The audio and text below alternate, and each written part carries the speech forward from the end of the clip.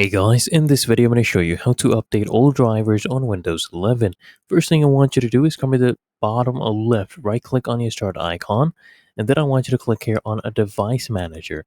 And then what I need you to do is just go ahead and click on this drop down where you see display adapters.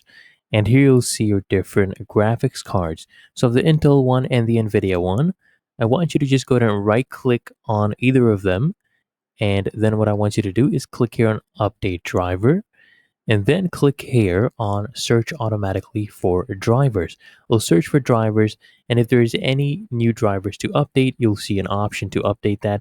Now, if you have any specific graphics cards, you can of course go ahead and update from here, or you can go ahead and search for the specific app. So if I come here, there's the NVIDIA app.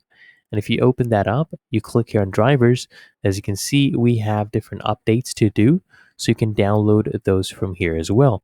Really that easy. If you found this helpful, make sure you smash that like button and subscribe to the channel. It really helps me out as well.